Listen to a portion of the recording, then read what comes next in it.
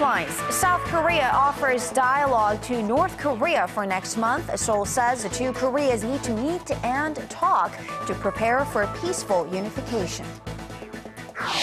The search for missing AirAsia plane continues, but bad weather at sea is hampering efforts. Indonesia says it's not giving up or setting a time limit on the operation.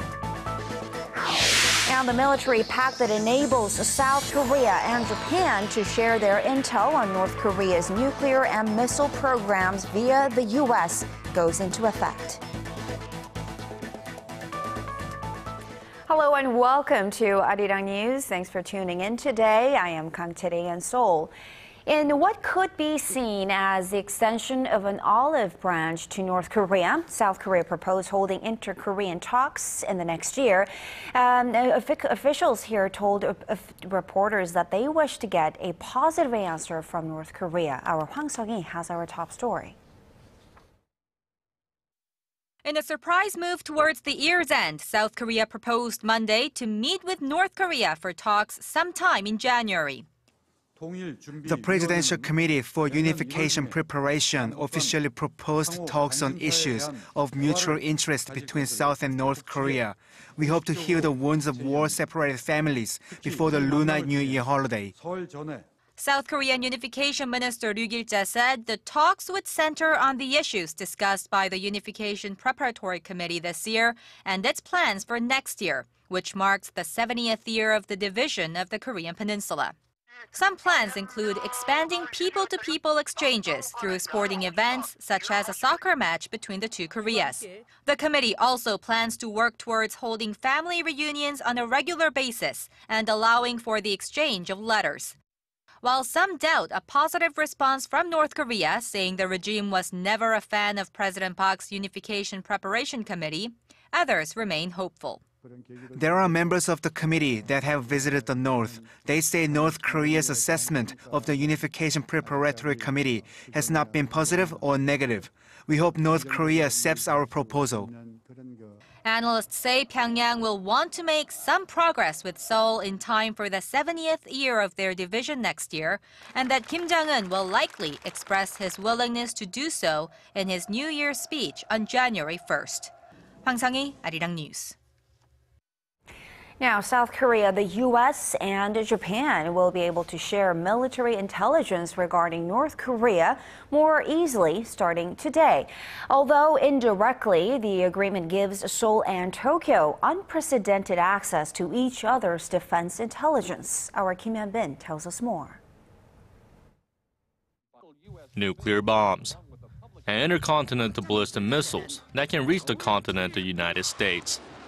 North Korea has made substantial progress in its weapons of mass destruction in recent years, posing a threat to the region and the world. To that, a memorandum of understanding between South Korea, the United States, and Japan took effect Monday with North Korea's nuclear and missile threats in mind. It changes the way the three nations exchange their defense information. Japanese Defense Minister Gen Nakatani welcomed the move on Monday, calling North Korea's nuclear and missile threat an urgent security matter for both countries. Before the agreement, Seoul and Tokyo shared their intelligence only with Washington. The MOU means that Washington will now be able to relay that information to Korea or Japan with the consent of the country providing that information. For South Korea, that means better access to Tokyo's advanced surveillance capabilities, which include airborne warning and control systems and Aggies, destroyers. By gaining access to Japan's state-of-the-art surveillance techniques, we are enhancing our capabilities. The three nations had plans to sign a similar agreement in 2012, but that was scrapped due to opposition from the Korean public and lawmakers. To avoid pushback this time around, the agreement was scaled down to the vice minister level. It also states that the U.S. will act as a mediator when sharing the intelligence, as opposed to the previous plans, which included direct information sharing between Seoul and Tokyo. There's speculation this could lead to the phasing in of a U.S. missile defense system on the Korean peninsula. The Defense Ministry says the two are not linked, adding that South Korea is planning to deploy its own Korea air and missile defense system by the early 2020s. Kim Hyun-bin, ARIRANG News. On the final Monday of 2014, South Korean President Park Geun-hye checked in with members of her administration to see how much progress they've made on her policy initiatives. She also highlighted her commitment to reforming the country's economic as well as social systems. Choi Yoo-sun tells us more. President Park Geun-hye has reiterated her determination to root out social ills and to carry out reforms to revitalize the economy. 저는 어떤 어려움이 있어도 해야 할 개혁은 반드시 해 나갈 것입니다. 우리 정부는 항상 국민을 믿고 국민의 편에서 개혁을 추진해 왔고 앞으로도 그런 자세에 변함이 없을 것입니다. Referring to the Asian financial crisis in the late 1990s, which Korea suffered from after failing to carry out structural reforms, President Park said the key would be to secure public understanding so that everyone shoulders the burden. In the coming years, she said reforms should be carried out in the areas of labor, finance, pension, education, housing, and public institutions. Meanwhile, the heads of ministries and agencies reported to the president on the progress made on the government's 38 key tasks for the year. Some of them include slashing the debt ratio of public institutions by 15 percentage points, stimulating President Park's creative economy, and expanding government support for medical services. While acknowledging the forward-moving steps in the past year, the president also pointed out that they fell short of benefiting people's livelihoods. In order to fulfill the goals in her 3-year economic plan, she said officials would have to continue their reform and innovation initiatives while keeping tabs on external factors such as the weakening yen and falling oil prices. The president also sought parliamentary cooperation to promptly pass a stack of bills made to enhance the livelihoods of the Korean people. Choi Yoo-sun, ARIRANG News. Speaking of bills, the National Assembly voted on nearly 150 bills on this Monday, and in the spotlight were 3 real estate-related bills that will ease market regulations. Our Kim Myung-gil has more. In the last plenary session of the year, Korea's 2 political parties agreed to relax 3 real estate regulations. They hope the bills will help perk up Korea's property market. One will do away with a tax that acts as a burden for owners of redeveloped properties. Currently, the government can demand up to 50% of the profits made from the rise in value of a redeveloped property. For example, if an apartment owner sees their property value increase by $90,000 after the house was rebuilt, they might have to pay up to $45,000 in taxes. But the new bill eradicates that provision starting next year for a period of 3 years. Another change deals with the houses being rebuilt in the outskirts of Seoul, where development is limited due to concerns of population density. Right now, homeowners are only allowed to claim 1 house in these regions, but the new bill allows them to claim up to 3 houses. They hope this will encourage homeowners to rent out more of their properties, which will help supply more rental homes. Apart from plans to boost the property market, the government also plans to work on stabilizing the housing market for middle and lower income households. This includes launching a special committee that will focus on settling disputes between tenants and landowners. Kim Myung-gil, ARIRANG News.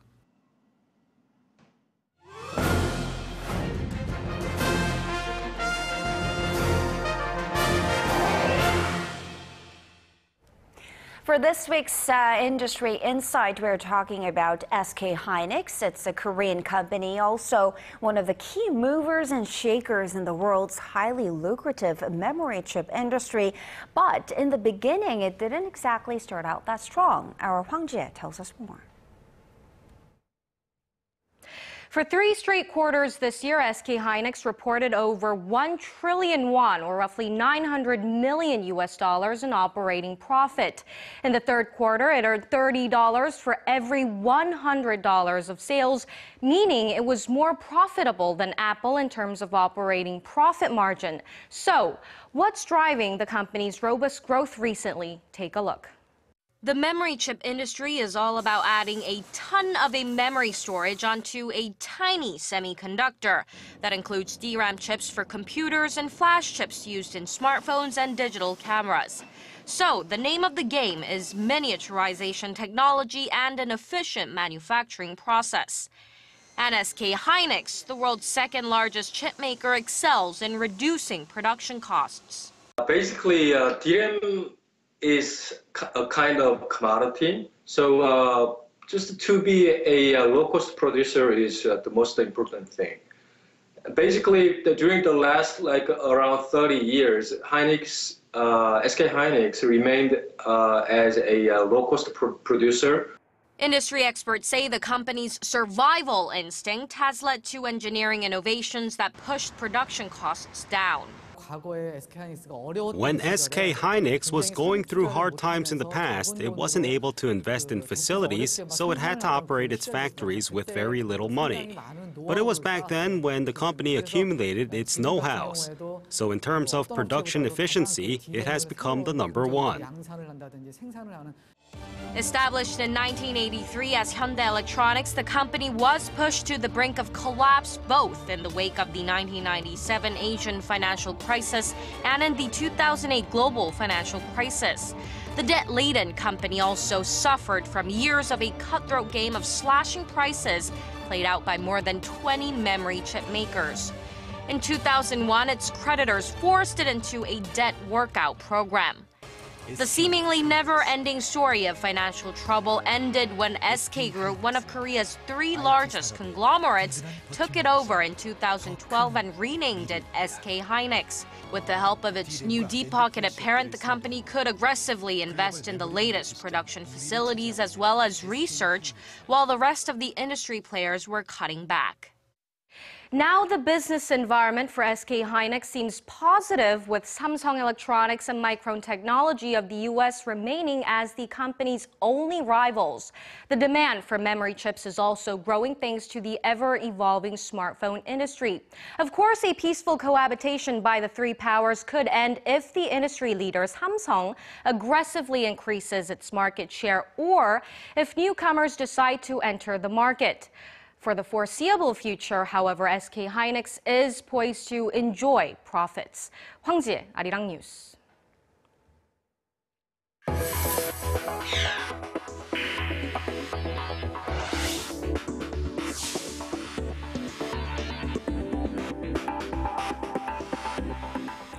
Despite the sluggish economy at home and abroad, Korea's bio industry is managing quite well.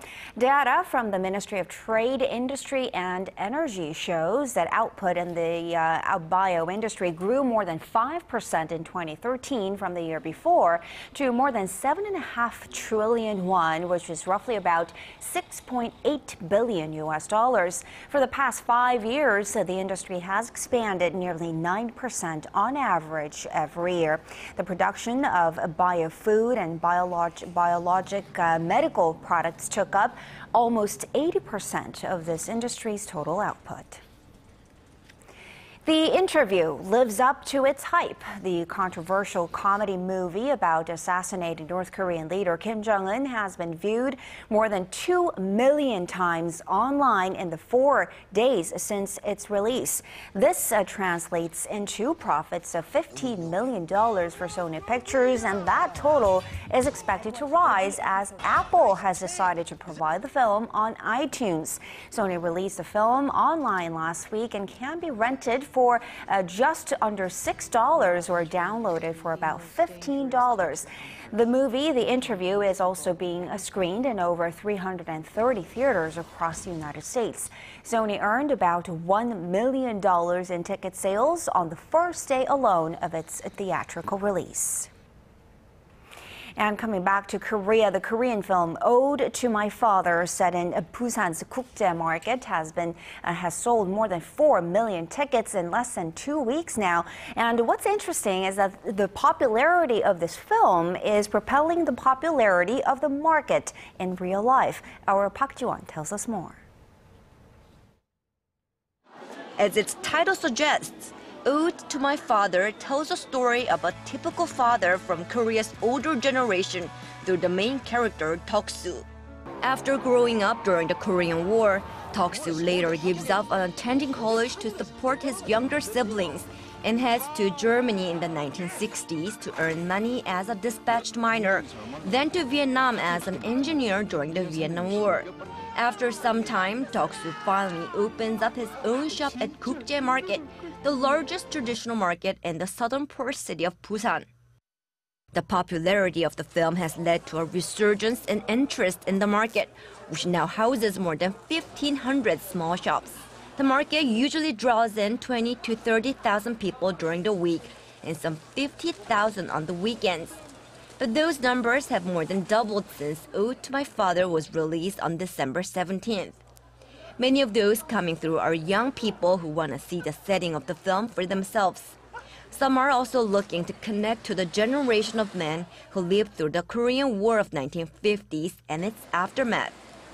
Gukjae Market opened in 1946 and began to thrive during the war as it served as a central market among refugees who fled to Korea's southern port city of Busan. Park Ji-won, ARIRANG News.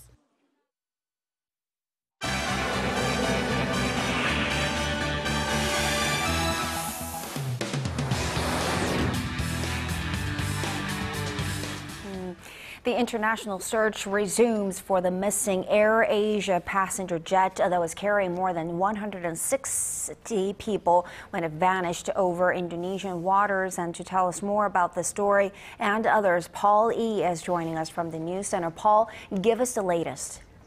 Well, there have been reports coming in that an Australian patrol plane has found some unidentified objects in waters near the search area. In a separate report, an Indonesian helicopter saw oil patches hundreds of kilometers away. Officials say it's too early to know whether these sightings are connected. This as investigators are scrambling to find out what exactly happened to the airliner, which gave no distress call before it went dark. Our Kim In-ji gives us the details. An Australian reconnaissance plane has spotted something in waters near the area where search operations have been ongoing for the missing AirAsia Flight 8501. Indonesian authorities say the possible debris was seen about 1,100 kilometers from the last known location of the plane. Search operations continue for any sign of the missing plane, which officials have said is now likely at the bottom of the sea. Our evaluation of the coordinates that we received suggests it is underwater, so our presumption now is that the aircraft is under the sea.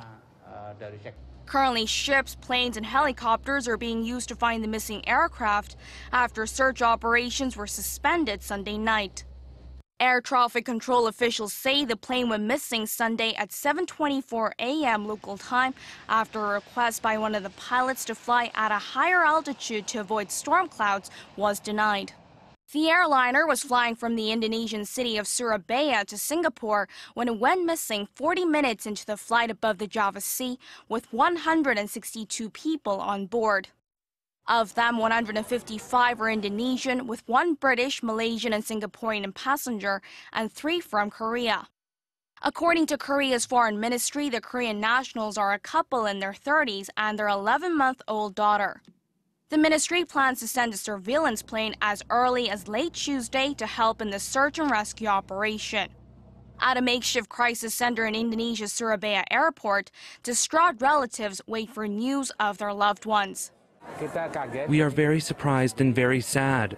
Our grandchild was going to Singapore for a holiday, but the accident happened. AirAsia is a Malaysia-based budget airline that travels to 88 destinations, mostly in Southeast Asia. Kim In-ji, ARIRANG News. As we just saw briefly from a relative of a missing passenger, let's stay with the families of the missing passengers. This, of course, must be an incredibly difficult time for all of them. How are they coping with the situation? Well, more than 100 relatives and friends of the passengers and crew of Flight 8501 have arrived at the crisis center. Emotions are running high as many are coming to terms with the grim reality of this incident, while others are still holding out for some kind of miracle. Amid their distress, the chief of AirAsia, Tony Fernandez, flew to the Surabaya airport to comfort the victims' families while offering assurances that all is being done to find their loved ones. Well, our first concern is really the families and our staff. I think for Kim, it is a terrible feeling of loss right now, but it's premature. I think the Indonesian authorities are doing their best now for search and rescue. We don't want to speculate anymore. Right now, we know exactly what happened to the aircraft. It's premature to talk about insurance. All financial costs for the next of kin will be taken care of by AirAsia. Some frustrated relatives have lashed out at the government and airline, blaming them for what they described as a botched rescue response. They've also accused both groups of withholding critical information. The Malaysian government and carrier have strongly denied the allegations. And let's move on to another weekend disaster. Rescuers are trying to reach more than 100 passengers still stranded on a burning ferry off the coast of Greece. How many people have been saved so far? And tell us about the current status of the rescue operation. Well, as of Monday morning, the Italian Navy said 329 people have been evacuated amid the freezing waters.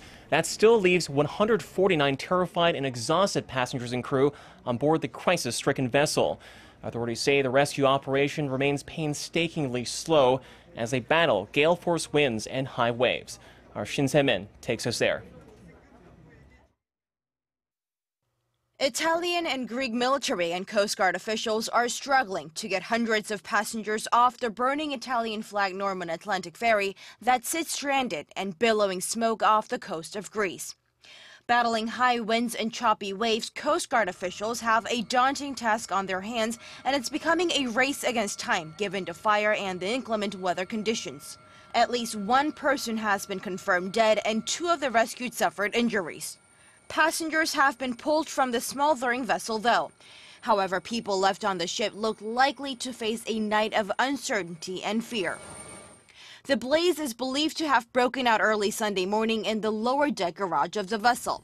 Describing it as one of the most complicated rescue operations ever undertaken, the Greek shipping minister said bad weather conditions and strong winds have hampered attempts to get everyone off the ferry.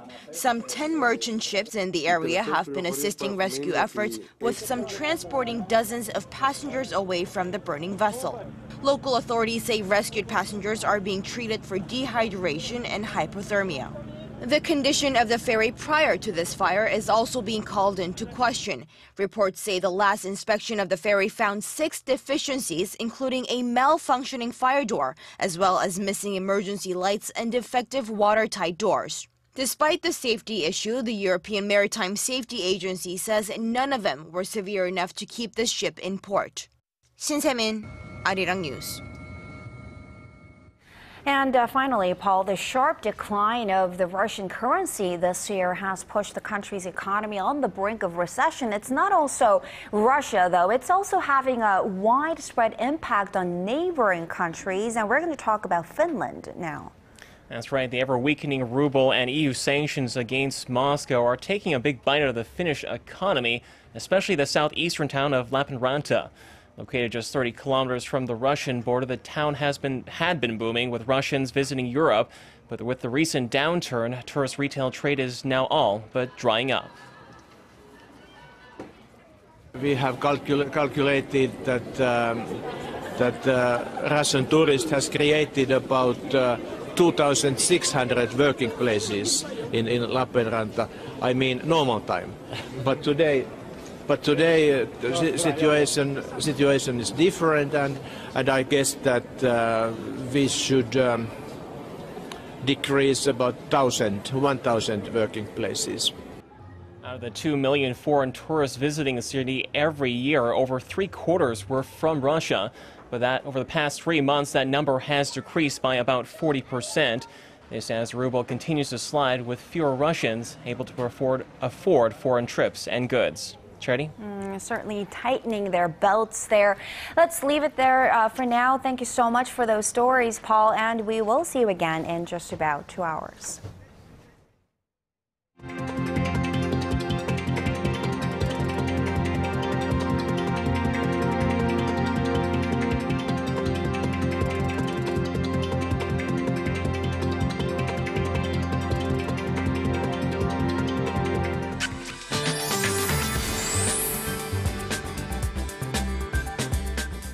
It it's a warm Monday here in Korea. Welcome. I'm Kim Bo-kyung with your weather updates. So we were greeted by mild winter conditions, and daytime high here in Seoul peaked at 7 degrees, which is more than 5 degrees higher compared to yesterday.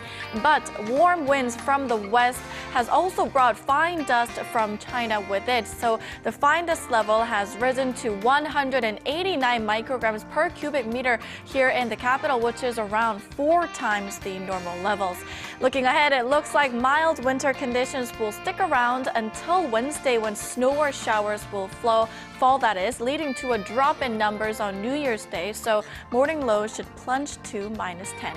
On to Tuesday's readings. Seoul makes it to 5, Daegu and Gwangju hit 10. On to other regions. Jeju makes it to 14, while Dokdo hits 8. Those are the updates we're following at this hour, and back to you, Teddy. Thank you so much, Bo-kyung, and that will do it for this edition of ARIRANG News. Thanks for watching.